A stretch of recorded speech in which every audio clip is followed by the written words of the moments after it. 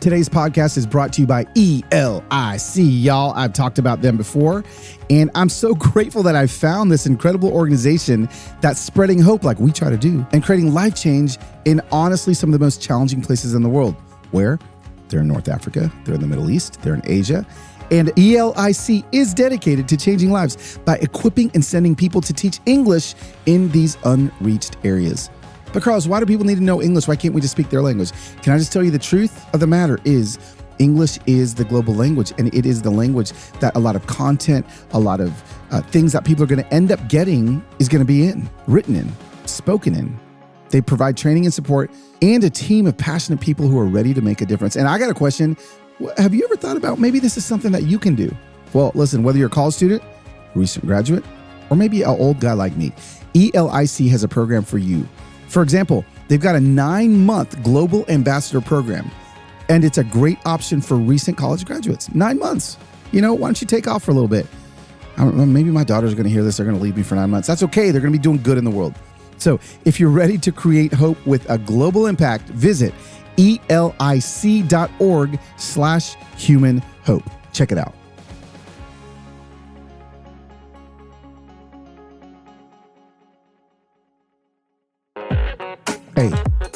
Hey, y'all know it. Men, women, and children, hope is in the building. Hey. What is going on, Human Hope Familia? Welcome to another episode in the parenting series, episode 124. Today we're talking about phones. Oh man, that's right. Telefono, not a telephone, smartphones, TVs, screens, all the things. Hold on. Dr. Delight's going to just finish this strong here. Put the needle on the record and the drum beat goes like this. All right, there we go. Thank you, Dr. Delight. Yeah, friends, it's a very special episode where myself, I'm the voice you're going to be hearing. I'm interviewing myself with maybe a pop-up special guest. But today we're talking about tech. We're talking about tech and parenting, and this is quite possibly the most requested conversation on parenting that I get constantly, all the time. I used to go out with this organization called Orange, and I would do, sometimes I would do some technology breakouts. And here's the thing, like technology, when it comes to kids and phones and, you know, screens and all the things, it's continuing to evolve, right? So like what worked 5 years ago, they were great apps that worked 5 years ago. They don't work anymore. And it's evolving so fast that even the apps that you try to use to protect your kids 6 months ago are being left in the dust because, well, things are moving faster than we're able to keep up with. And so I've got some solutions for you. But what I want everybody to understand is it's inevitable that your kids are going to be exposed to smartphones, whatever devices, like at an earlier age than ever, right? And we all, you know, we can all judge parents that, you know, you see a 2-year-old, you know, watching an iPad, just staring at it. And we're quick to being like, oh my gosh, I would never. But would you? Do you even know the story of why that is happening? Like it is, we just get real judgy real quickly. And I want us to make sure we don't do that. And I also want you to hear me when I tell you that some of the things that I'm going to talk about today, you may not be able to do. You may have been like past this. You may have parented differently, and I'm not judging you. I'm not judging the fact if you gave your kid a smartphone at 5, right? Let's start here. It's this conversation is going to be different for every single family out there. So know that there's not one specific set of rules for your kids that you're going to be able to just listen to me talk about or some other parent talk about and just apply that to your kids. Every one of my kids have gotten phones at different ages. They all have different emotional intelligence, maturity at different ages. And so what they got is different at their different ages. And so just know that. And also know that the rules will shift and flex. And it's okay. Make sure you tell your kid, hey, this may change. This may be different in 6 months when you're different, I'm different, and technology is different. I just want you to know that it is a moving target, and you've got to be able to move with it. And I also don't want us to come from the approach that technology is just evil, that screens are just evil. I don't think so. I don't think that God is like surprised by the advancement of technology, and I don't think that screens are evil. Of course, they can be used for that, but let's discuss maybe some tips to help you navigate phones and kids, right? Ensuring that you try to set them up for the most healthy relationship possible. So let me start off with this. I believe that you can't rewind childhood. Like you can't do that. But you can fast forward it. And why in the world would we want to fast forward our kids' childhood to a place where they can't ever go back to who they were, right? Like when you hand your kid a phone, the opportunity for the acceleration of their childhood to fast forward to places maybe you didn't ever want them to be at or go is right in front of them. So this is what I would say to start with. If you're just starting to have these conversations, wait as long as you possibly can to give your kids a phone. Wait as long as you can. Now, for some of you, that's, you got kids going to public school. I mean, listen, there's all kinds of dangers now. You want to make sure you can get a hold of your kid. I would wait as long as possible to give your kid a phone because they are addictive. We all know. And there's just, I think that there's less need for them than we actually think there is. I come from the generation where we had computers, and computers were the thing that we could find out all the information we needed on, and they still are. I've gotten to the point now where I've actually taken my email off of my phone, and the only place I check it is on my computer. Why? It's less time on the phone.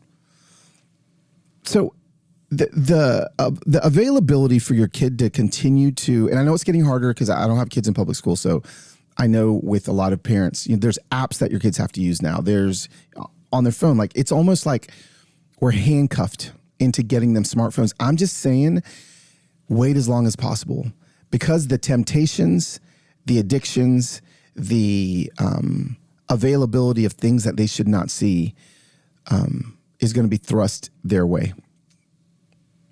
And I just think that we're giving them a loaded weapon.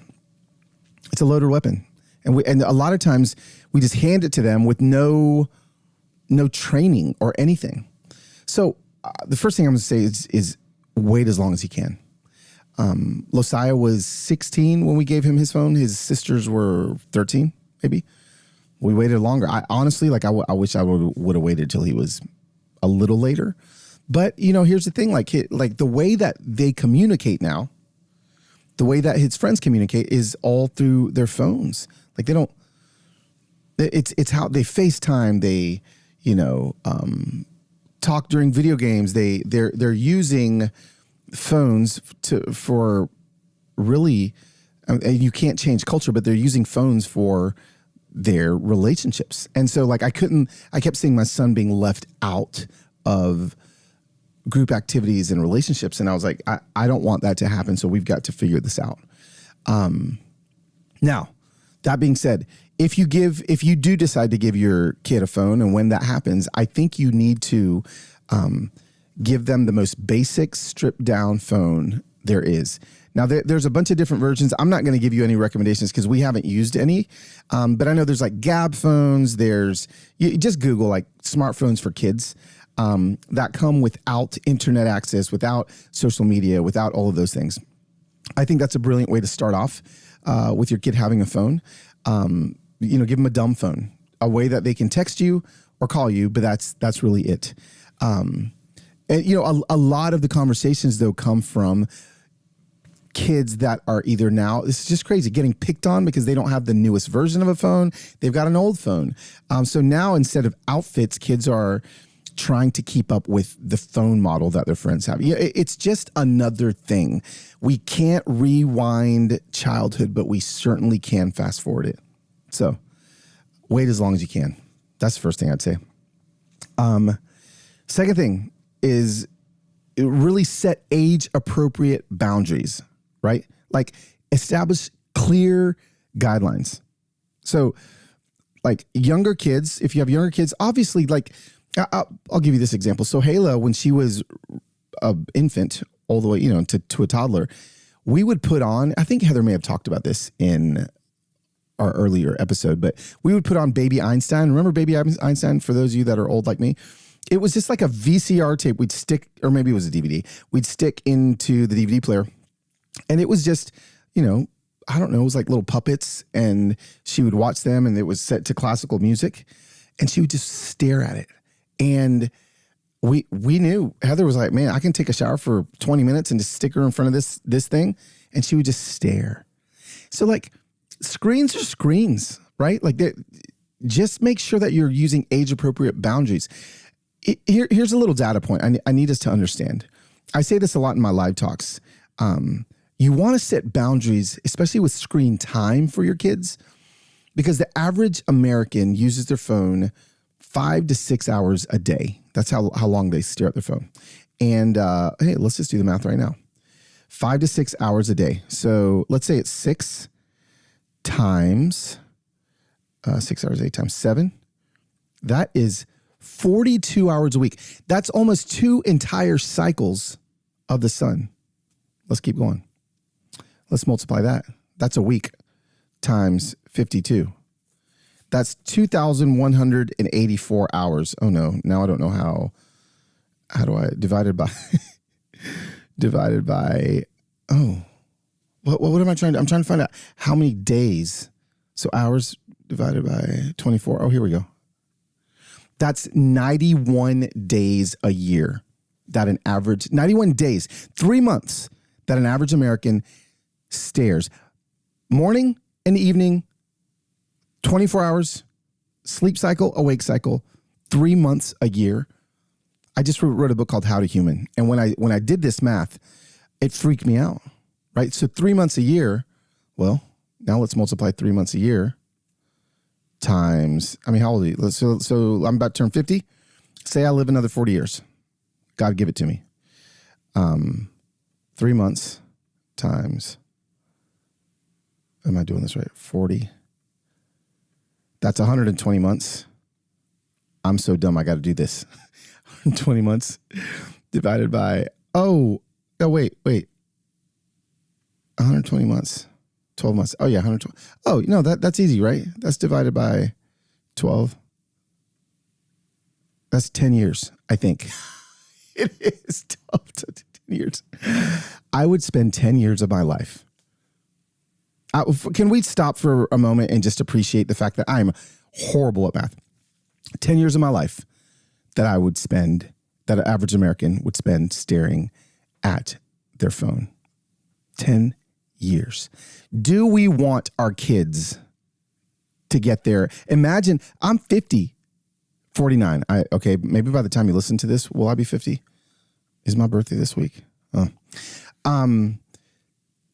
Imagine your kids, right? So like if they're on their phones at 10 years old, 5 hours a day. Let's do that math. Somebody do the math and send it to me. It could be 30 years they spend looking at their phone. It's just not human. It's not. So, gosh, severely limit their access to screens. Just limit it. And then when they do have access, I would say this: teach responsible usage. Right. That's number 2.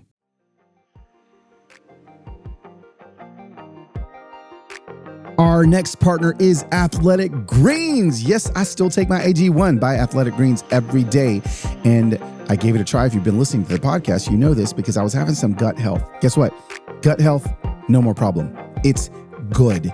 I take AG1 in the morning before I do anything else, and it makes me feel energized. It also, when you take vitamins and you're like, you just automatically, who knows if it's a placebo effect the second you take it because it ain't working that fast. But I'm like, no, I'm ready to bust through a wall. Okay, let me let you guys know exactly what we have going on here. I know for me, it's so hard to keep up with the supplement routine. So that's what AG1 is for. It's like one scoop, like poof, or with just one rip of the little travel packets. It's so good. And so instead of taking a bunch of different things, just take one scoop of AG1. It was designed with ease in mind so that you can live healthier and better without having to do a whole lot. Gives you increased energy, mood support, and it makes it easy. That's what I love about it. Okay, so this is what I want you to do. If you're looking for an easier way to take supplements, Athletic Greens is giving you a free 1-year supplement of vitamin D and 5 free travel packs with your first purchase. Go to athleticgreens.com/humanhope. That's athleticgreens.com/humanhope. Please, fam, go check it out.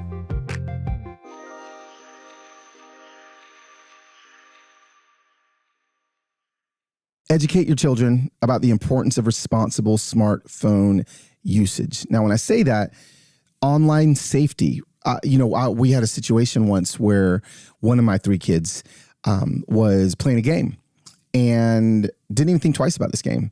And then I dug a little deeper into the game. It was like he was building lands somewhere, farms or something.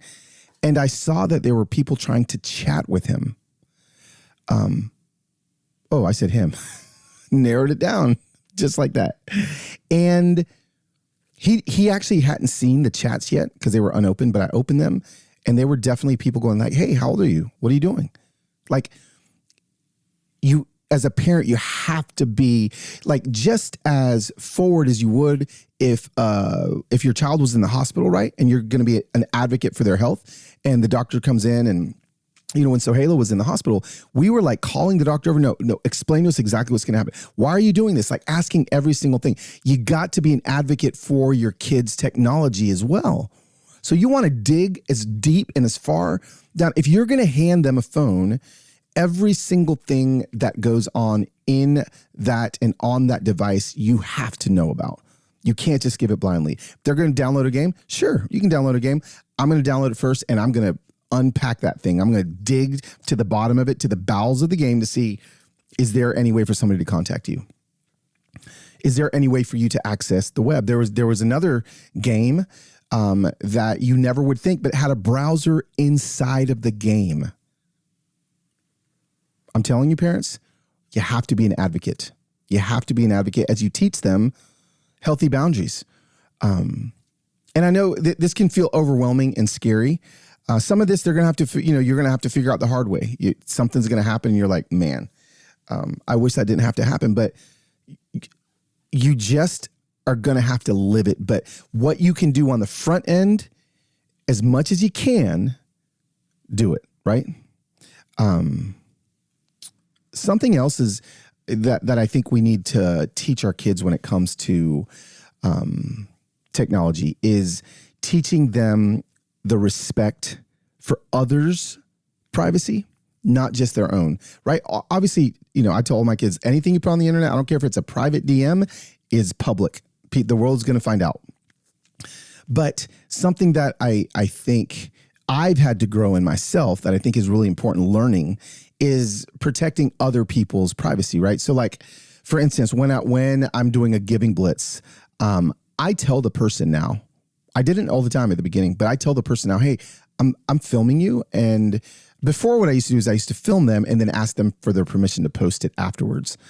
I just think that we're getting to a place where we're forgetting how to human. And now my human thing is like, hey, I'm gonna record for a second. Is it okay if I record you? And I'll just ask him. And so, you see viral videos now that are going viral of people that, they're being recorded without their permission. And you know what? There's nothing illegal about that. You can stand outside of a store and you can record everybody walking in and out, even if it makes them uncomfortable. There's no law forbidding it. But there should be some human gut check, and teach your kids about that. I think it's important, that they know that they need to protect the privacy of other people as well. So yeah, it's different if I'm filming myself walking through an airport and there's people walking by me, as opposed to me turning the camera and filming them specifically. I just think that that's something we need to teach our kids. They now have a powerful tool that they're able to shoot video and upload it for the world to see in 1 second. So, I had another example of something that happened to me. I even tried to cover the faces. I covered the faces of somebody. There was a traffic accident that happened, and I was like, I started filming it. And halfway through, I was like, wait a second. Even if I cover the faces, even if I do this, these people don't want. What if somebody recognizes their car that follows me? I just have to be extra careful. And I'm trying to show my kids how important it is that we do that as well. So, again, let them know and teach them respect for others' privacy as well. Here's a key. Be the role model. There's nothing worse. There's nothing worse than you telling your kids to stay off their phones and you're on your phone 8 hours a day. Listen, you all have smartphones. Almost all of you. I know a few of you that don't. And you got a little notification that will pop up every single week. At least if you've got an iPhone, I know it's on Sundays, and it's like, here's your weekly screen time report. Now, if you're telling your kids to stay off their phone, but you're on yours constantly, well, it's useless. Don't tell them to stay off their phone unless you can stay off of yours as well. Be the role model. Be what they see. That is one thing that Heather is really good at that I'm not, right? Our kids learn by observing their parents. And I feel like my kids, because of Heather, do have healthier boundaries with their phones than some kids their age. I have to work on it. So, but anyway, be a role model. It's something I'm preaching this to myself. Also, let them know that you are the parent, and this is not their private world. Just like I still, if my kids live in my home, I have every right to go in the room and look in their drawers. And as the parent, I am not their friend. I am their dad. We'll end up being friends. But in a current season, especially for Losiah, as I'm developing a friendship with him, I'm still his dad. And so everything on his phone, every text message, everything is able to be viewed by me. Now, here's the thing. We give and take. Therefore, every single thing that I do on my phone, he can search and he can look and he can find anything and search everything on my phone that he wants. It's a dual relationship, an equal relationship. So he knows that he can search on my phone just as much as I can search on his. And guess what? He'll do it. Sometimes he'll scroll through my text messages more for the entertainment of what I'm texting to people. But just let it be known that you're the parent, and you would never let them put a lock on their door in their bedroom and do whatever they want in there. Why in the world would you do that with their phones? Because their phones are a lot more dangerous than their bedroom. So let them know that this is not a hey, this is your private thing. This is our thing. And and also I do think to myself, my son's 17 now. He's going to move out at some point and just have his phone. So everything I'm doing with his phone right now is preparing him for the total freedom he's going to have. And he's going to make mistakes, but I'm just trying to prepare him for that day. Yeah. One thing I definitely would do is to use parental controls. Listen, they're on an iPhone. You can go to parental controls right now and limit how much game time they're using, how much time they're on Netflix, how much time they're on YouTube, what words they're searching, what words they can't use when they're searching, if they can use Safari or not. You can shut off apps. You can turn the phone on. It's all in parental controls. I'm not going to give an entire, if you want me to, I can do that on maybe another, like a YouTube video or something. But that's one thing that I've gotten down, that I've helped a lot of my friends that I thought knew how to do this. Setting up parental controls on your kid's phone is massive, because what it does is it allows them to have their phone with a little bit of like independence. But I get alerted if anything goes left or right. I know this, kids are getting smart to be able to, hack around the backside of that bad boy, just like hackers did in 1996. So you got to just stay ahead. If you're not willing to do the work, to put in the work as a parent, to stay ahead of the learning curve and to constantly learn, then don't do it. Just don't give him a device that is free and unlocked until you have the capacity to make sure that you would not hand your kid a loaded gun if they've never had training on it. If you've never had training on it, if you didn't trust that they knew what they were doing, you would never do that. So why would we give a kid a phone like that? Lots of rules. Let's see here. I took a couple notes here. And obviously something that's huge is encourage offline activity. Games are big. My son loves games. I'm a gamer. I grew up as a gamer. I grew up I had the very first PlayStation. I had the Atari. I had the Intellivision. I had the Commodore 64. I had it all. And I have an addictive personality, and I know how many nights I played Tomb Raider till 2 a.m. in college. Or Madden or FIFA. Me and my son love to play FIFA. All of these things are great. Even if your kid accelerates in e-gaming, which I think is awesome. I've got a friend of mine, his son is a professional e-gamer. Like, he gets paid hundreds of thousands of dollars a year to play video games. But he still goes outside and plays basketball. He actually now started playing pickleball.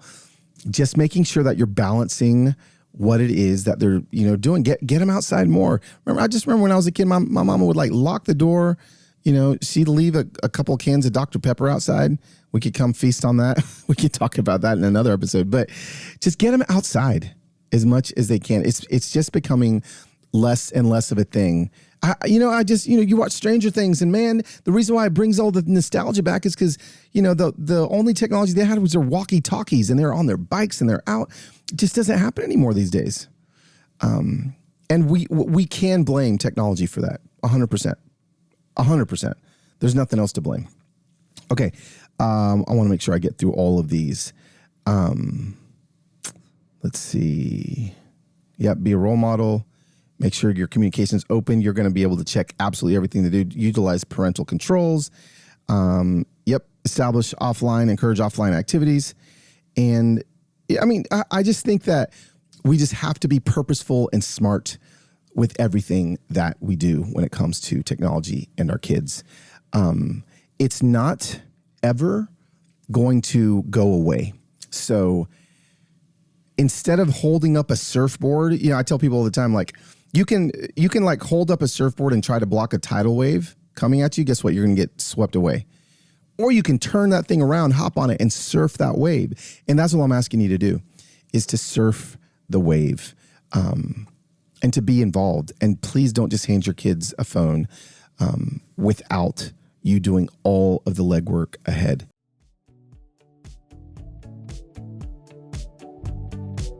Just the other day, it came back in the mail, my Hiya.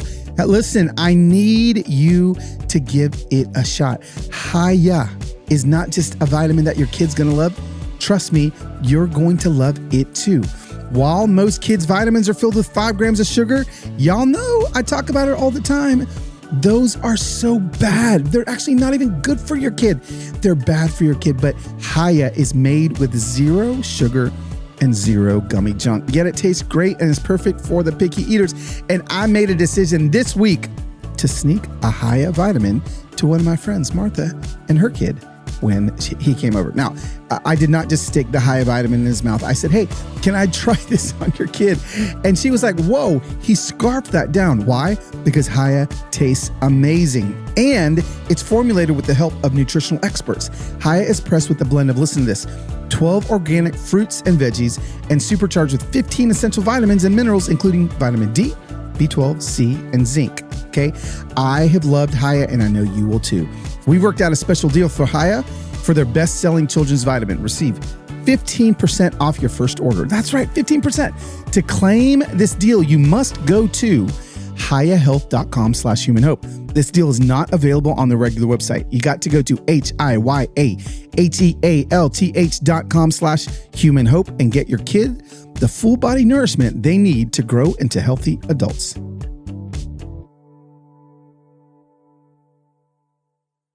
going to keep this one short. I think I don't want it to be a doomsday episode because you've seen the good that can happen with technology. Like you see what the Instafamilia does. Millions of dollars that we raise through the phone, through storytelling, through quality content. Make sure your kids see that as well. You know, when I have meetups, I just had a meetup, and I'm having one every week of this tour. Kids are coming all the time, and you know what's funny is like the kids are like, "Oh, you're the man on my dad's phone or my mom's phone." Like and they're like, "Oh, you're shorter than I thought you were." You know, all the things, but our kids are watching what we're watching, and I'm not saying that I'm just the great content they need to be watching, but make sure that they see you using your phone responsibly and for good. Right? Show them the good things. Show them the giving blitzes. Show them the highlights. Show them how phones can be used for good, and help them actually do this. Help them if they have a phone. Maybe it could be like a goal a week. What's one good thing you can do with your phone this week? You know, it's always the sky is falling. The sky is falling. What if we ended like that? What if we ended with, honestly, I've never thought about this. I'm going to try this with Losiah this week. Every week, let's talk about one great thing, maybe in your family meeting, you've done with your phone. What was it? You had a FaceTime with grandma and grandpa for an hour? That was great. Did you send a loving text message to encourage somebody? That'd be great. Were you able to Venmo somebody some money, $3 maybe, that for a Starbucks drink that they weren't expecting to get? Were you able to take some photos of wildlife while you're outside with your phone? Like what are ways we can use our phone in a positive way? You know, there can be episodes for let's just put the phone away. There can be episodes of like leave your phone at home, like all the things. And we used to have a phone bag, like where people would put their phone in the bag, and so that there was less phone. I feel like, yes, that's important to not be on your phone, but let's also look at the positive aspects of what a phone can bring, and talk about that out loud with your kids. If you're just saying that the phone is bad constantly, then, that's going to do something to your kid's psyche, and it's not going to make them get on their phone less. Trust me. So yeah, I like that. I'm going to actually go upstairs and start doing that with Losiah. Hopefully this was helpful for you guys. I feel like because I'm on my phone all day, every day doing things, I do have a specific understanding as far as like how this is affecting our souls and our psyche, because I'm doing a lot of research for my next book on this. And I just didn't want this to be an overwhelmingly negative conversation. I feel like there are positive things you can do if you give your kid a phone in a responsible way. Be the parent, be in charge, majorly restrict their access to certain things, know their phone better than they do, but also find some of the beauty that they can do and use their phone for. Look at this, 28 minutes-ish. I know we have a couple partners in here, but we're actually going to try some shorter episodes, and I'm doing this on purpose because I want you. I want you to listen to all of the podcasts. You know, these podcasts are they're they're not listener supported, they're partner supported, and it really helps. I don't know if you guys know this, but when you listen to the entire thing, It does, as opposed to, and I can see how long you guys, not you individually, like I can't see like your phone, but I can see the statistics on how long people are listening. And you know what? Some people like podcasts that are an hour and a half long. I like to talk a lot, and a lot of times my podcast will end up that long. But I also have heard, and the data shows that shorter podcasts may be a better thing to do. And so I'm going to try to shorten these things up just a little bit. Maybe this will be helpful for you. And hang on, Dr. Delight, come on in. Hey, listen, phones ain't all bad. You're listening to this on your phone. I know, or maybe on YouTube, who knows? Men, women, and children, hope is in the building. All right, for me, next week, we've got the last episode in the parenting series, which is my great friend Paula Ferris from Good Morning America, The View, all the things. She's going to be talking about being a working mom. There's too much shame being thrown and shade being thrown at working moms in 2023. You can be a working mom and be just as involved in your kid's life as a stay-at-home mom. Trust me. Men, women, and children, hope is in the building. I honestly think that you are going to love it. Next week's episode with Paula Ferris. Please make sure you come back. It is the last episode of the parenting series. This series was because of you. You did this. You asked me to do it, so I'm here for you. See you guys next Thursday.